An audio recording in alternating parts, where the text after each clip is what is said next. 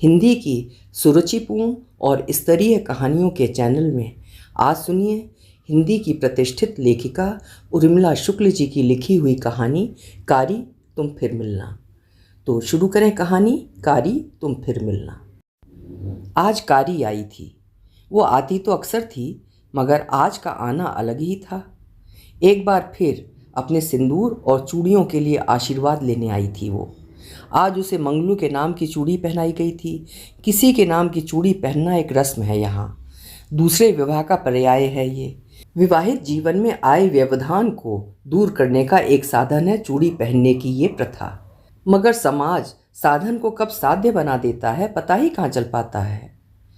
यहाँ इस अंचल में स्त्री पुरुष में वैसा भेद नहीं किया जाता जैसा दूसरे समाजों में होता है। यहाँ की विवाह प्रथा में स्त्री पुरुष दोनों को समान अधिकार है। अगर ना निभे तो दोनों ही अलग अलग होकर अपने लिए दूसरा साथी चुन सकते हैं।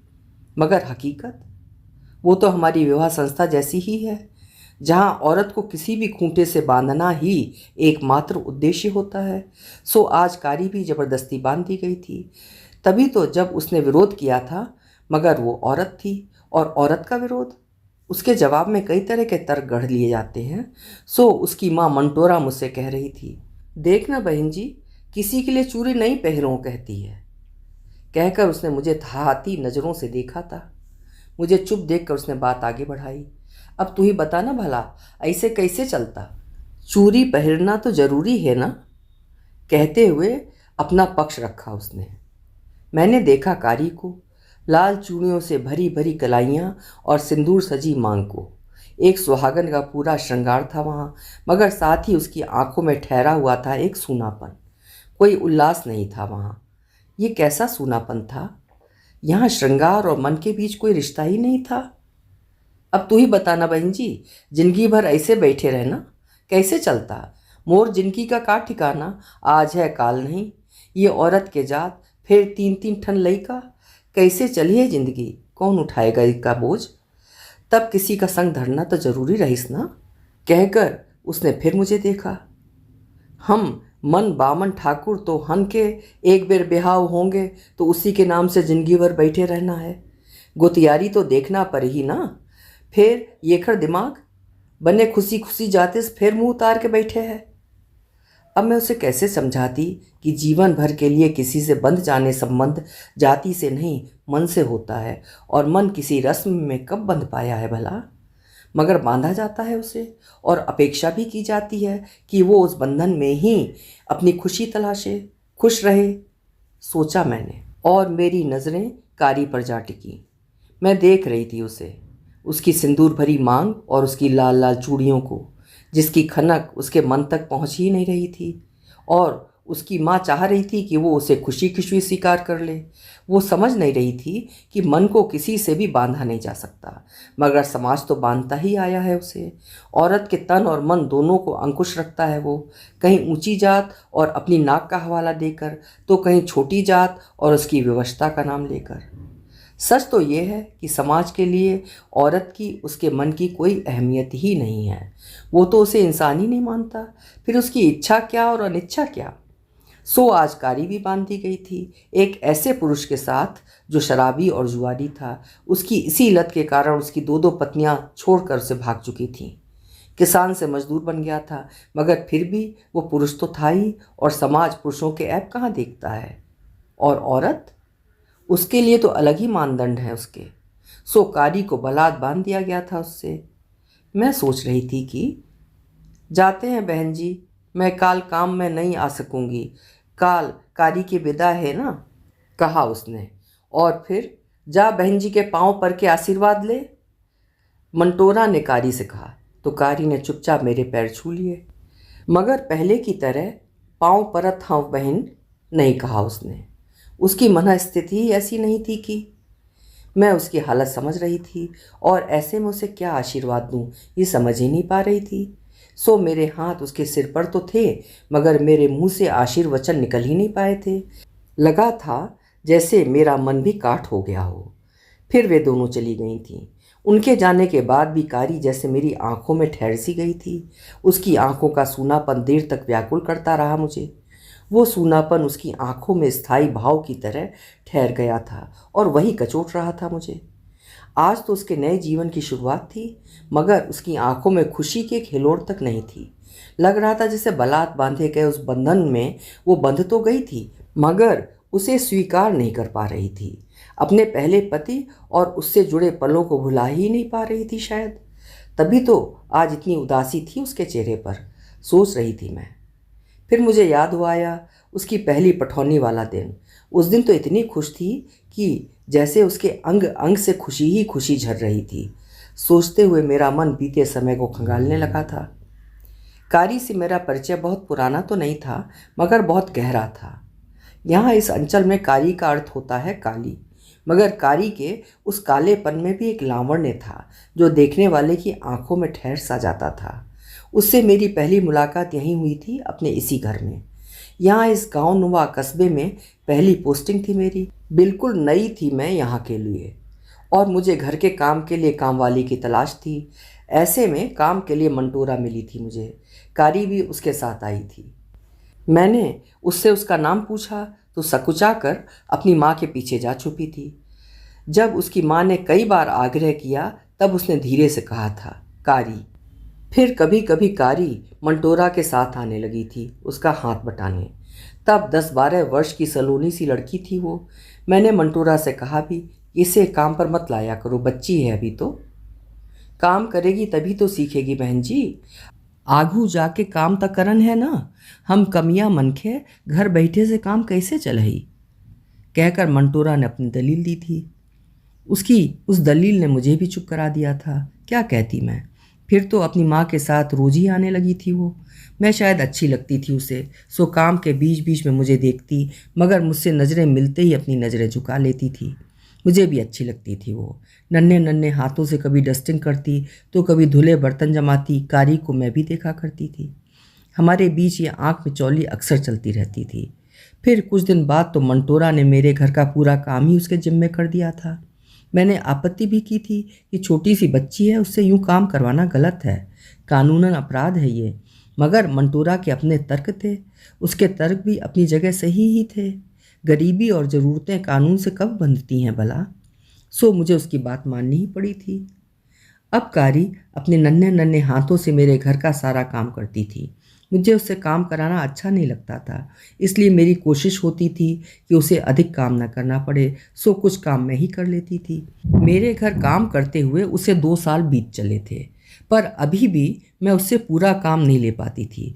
मुझे लगता छोटी सी बच्ची है अभी, सो मैं उसे सहयोग कर दिया करती थी। मगर अपने घर वालों के लिए शायद बच्ची नहीं थी वो, तभी तो उन्होंने उसे पराये हाथों में सौंपने की तैयारी कर ली थी। और जिस बच्ची ने अभी अपना पूरा आकार भी नहीं पाया था, उसे औरों को सौंप दिया था। सोचते हुए अब मेरी आंखों में प्यूरी में लिपटी नन्ही सी कारी उभर आई थी। पीली साड़ी पहने छोटी सी कारी रह रह कर बांस के पंखे की ओट से झांकने लगती। अपने विवाह की रस्मों में शामिल वो उन रस्मों को किस तरह निभा पा रही थी ये तो मैं नहीं जान पाई थी, मगर उसकी चमकीली काली आंखों में एक अलग ही उल्लास नजर आ रहा था। कच्ची उम्र की होने के कारण ससुराल से जल्दी ही लौट आई थी वो। अब बड़ी होने पर पठौनी यानी विदाई होनी थी, सो विवाह के बाद वो फिर काम पर आने लगी थी। कलाई में खनकती चूड़ियाँ और मांग में सिंदूर भरे कारी अविवाहित थी, सो साड़ी पहनने लगी थी वो। बड़ी सी साड़ी में छोटी सी कारी चलते समय अक्सर उलझ जाया करती थी, मगर साड़ी पहनना अब जरूरी था। फिर पठौनी हुई थी उसकी। मुझे याद है ऐसा ही श्रृंगार तो था उस दिन भी, जब वो मुझसे आशीर्वाद लेने आई थी। ऐसी ही लाल चूड़ियाँ, सिंदूर से भरी मांग, मगर आंखों में थे अनगिन सपने। उस दिन मैंने भी तो कितने आशीर्वाद दिए थे उसे, बिल्कुल पुरखिन की तरह। उसकी खुशी उसके चेहरे से छलकी पड़ रही थी। फिर आज ऐसी उदासी। शायद श्रृंगार का संबंध मन से होता है। मन की खुशी ही तो मुख पर लावण्य लाती है। मन में खुशी ना हो तो श्रृंगार भी व्यर्थ हो जाता है। मगर औरत का मन, उसकी खुशी, कौन सोचता है उसके बारे में। तभी तो कारी को उस अनचाहे पुरुष के साथ जाना पड़ा। सोचता मेरा मन देर तक परेशान रहा। कारी विदा होकर चली गई थी और उसका काम मंटोरा ने संभाल लिया था। कारी को लेकर मेरा मन कुछ दिनों तक तो परेशान रहा, फिर सब सामान्य हो चला था। मंटोरा से उसका हाल चाल मिलता रहता। तीजा के समय वो माँ के पास आती तो मुझसे मिलने जरूर आती। बहुत उदास और बुझी बुझी सी रहने लगी थी वो। नए जीवन से उसकी तकलीफ़ें और बढ़ गई थीं। मंगलू कुछ काम धाम तो करता ही नहीं था। जुए में जीतता भी तो उसे शराब में उड़ा देता। कई बार तो उसकी कमाई भी छीन ले जाता।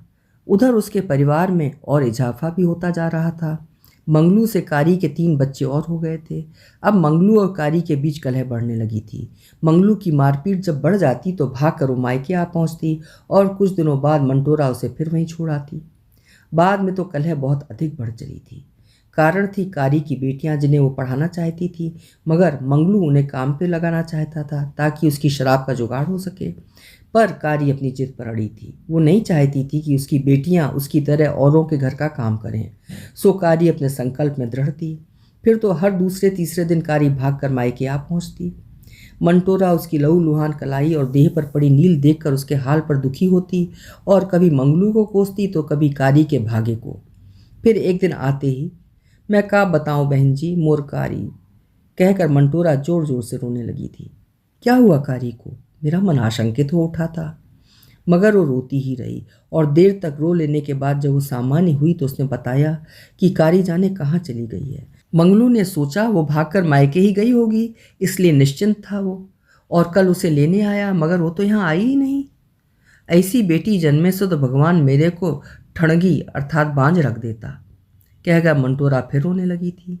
मंटोरा की नज़र में ये कारी का सबसे बड़ा दोष था। सो अपनी कोख को कोस रही थी वो। उसे पूरा यकीन था कि कारी किसी आदमी के साथ ही भागी है। और मुझे चिंता हो उठी थी। बेरहम दुनिया में कहाँ और कैसे रहेगी वो, अकेली औरत और 6-6 बच्चे। बहुत दिनों तक मेरे मन में कारी छाई रही। मैं मंटोरा से पूछती रही उसके बारे में, उसे ढूंढने को कहती, मगर मंटोरा भी क्या करती, उसकी अपनी विवशताएं थीं। मंगलू ने किसी और को चूड़ी पहना ली थी, वो भला क्यों इंतज़ार करता। फिर मेरा तबादला हो गया था और जीवन की जद्दोजहद में कारी भी कहीं बिला गई थी। उस दिन मैं दौरे पर गई थी। नए स्कूल का निरीक्षण करना था। लौटने के लिए बस के इंतज़ार में खड़ी खड़ी ऊब चली थी मैं। बैठने की कोई जगह ही नहीं थी। सो इंतज़ार की तकलीफ़ को भुलाने के लिए आंखें बस स्टैंड का मुआयना करने लगी थीं। चाय पान के लिए एक साधारण सा एक होटल था और उसके आसपास कुछ टपरे नुमा दुकानें भी थीं। मैं देख ही रही थी तभी एक बस आई और पेसल चाय का स्वर गूंजने लगा। मैंने देखा भीड़ एक टपरे की ओर खिंची चली जा रही थी, जहाँ एक स्त्री फुर्ती से चाय ढाल रही थी और कुर्सी टेबल की परवाह किए बिना लोग खड़े खड़े ही चाय की चुस्कियाँ लेने लगे थे। देखते ही देखते उस टपरे पर लोगों की भीड़ लग गई थी। कहीं और न जाकर लोग चाय के लिए अपनी बारी की प्रतीक्षा कर रहे थे। चाय की तलब तो मुझे भी सता रही थी, पर भीड़ बहुत थी, सो मैं भीड़ छटने का इंतज़ार करने लगी। भीड़ के छटते ही मैं टपरे में थी और, एक चाय देना भाई। अगली बस के लिए चाय का पानी चढ़ाती उसकी पीठ मेरी ओर थी। हो मैडम, कहकर वो पलटी थी और उसके पलटने के साथ ही अतीत के कई पन्ने एक साथ पलट गए थे। मेरे सामने कारी थी, आत्मविश्वास से भरी एक कुशल चाय वाली। कारी, तुम वहाँ से इतनी दूर? कहने के साथ ही मेरे चेहरे पर आश्चर्य मिश्रित प्रसन्नता उभर आई थी। सब तुम्हारे आशीर्वाद है, कहते उसके हाथ मेरे पैर छू रहे थे और मेरा हाथ उसके सिर पर था। मगर उस दिन की तरह आज मेरा मन काठ नहीं था, आशीष बरसा रहा था वो। फिर उसने बताया था कि मंगलू के घर से भाग तो गई थी वो, मगर कहाँ जाए ये समस्या उठ खड़ी हुई थी। रिश्तेदारी में भी कोई नहीं था जो सहारा देता, सो रायपुर चली गई थी। राजधानी है, वहाँ काम की कमी भी नहीं होगी, सोचा था उसने। मगर कोई जान पहचान तो थी नहीं, सो काम मिलने में बहुत दिक्कत हुई थी। घरेलू काम तो मिल जाता था, मगर जल्दी ही छूट भी जाता था, कहीं घर की मालकिन की किटकिट से तो कहीं मालिक की बदनीयती से। फिर कुछ दिन सब्जी भी बेची थी, मगर वहाँ भी दलालों का राज था। किसान से औने पौने दामों में खरीदी गई सब्जी उस जैसे छोटे सब्जी वालों को वे इतने महंगे दामों में बेचते थे कि घर का खर्च चलाना भी मुश्किल हो जाता था। मजदूरी भी की, मगर बात नहीं बनी। मजदूरी से पेट तो भर जाता था, मगर पेट भर लेना ही तो उसका लक्ष्य नहीं था। उसे तो अपने बच्चों को पढ़ाना भी था। फिर उसे पता चला था कि वहाँ कोई बड़ा कारखाना बनने वाला है, सो राजधानी छोड़कर यहाँ आ गई वो। यहाँ आकर उसने चाय की एक गुमटी डाली, मगर ये तो पुरुषों का क्षेत्र था, सो उसे बार बार धमकाया गया था। कई बार उसकी गुमटी भी उजाड़ी गई, मगर वो डटी रही। उसकी मेहनत और लगन से उसकी चाय की गुमटी अच्छी चल पड़ी थी। अब आप मन के आशीर्वाद से सब ठीक है बहन जी। बड़ी बेटी 12 क्लास में है, ओखर से छोटी 10वीं में। सब बच्चा मन स्कूल जाते हैं, फिर आके मदद भी करते हैं, कहते हुए उसकी आंखें गर्व से भर उठी थी। फिर तो चाय की चुस्कियों के बीच बहुत सी बातें हुई। बातों में अतीत बार बार उभरता रहा। मंगलू का जिक्र भी आया। मैंने देखा मंगलू के जिक्र से उसके चेहरे का रंग कुछ बदला था, मगर उसने जल्दी से बात बदल दी और कहा, बहन जी, ये चुनाव में तुम कौन पार्टी को वोट दोगी? उसके इस सवाल ने मुझे चकित कर दिया था। मेरे लिए उसका ये सवाल किसी आश्चर्य से कम नहीं था, मगर उसने मेरी सोच की कई परतें भी खोल दी थी। सो उससे और अधिक जानने के लिए मैंने पूछ लिया, क्या तुम राजनीति में भी रुचि लेती हो? काहे? का ये देश हमार नहीं होए? हमार वोट भी तो गिने जाते ना। तब सरकार बनाए में हमरो हाथ रही थे कि नहीं? तब बिन सोचे समझे कोई ला वोट देना तो बेवकूफ़ी हुई कि नहीं? कहते हुए उसने मेरी आंखों में देखा तो मैं हचकचा गई। उसकी नज़रों में अब ऐसे कई सवाल टके हुए थे कि मैं उसकी नज़रों का सामना नहीं कर पा रही थी। तभी मेरी बस आ गई थी और मैंने उससे विदा ले ली थी। विदा के क्षण जब उसने फिर से मेरे पैर छुए तो मेरे होंठ तो खामोश थे, मगर मन अभिभूत था। वो कह रहा था, कारी तुम फिर मिलना, ऐसे किसी खूबसूरत मोड़ पर। अभी आप सुन रहे थे उर्मिला शुक्ल जी की लिखी हुई कहानी कारी तुम फिर मिलना। आशा है कहानी आपको ज़रूर पसंद आई होगी। कल मिलेंगे फिर किसी बेहतरीन कहानी के साथ। आपका समय शुभ हो।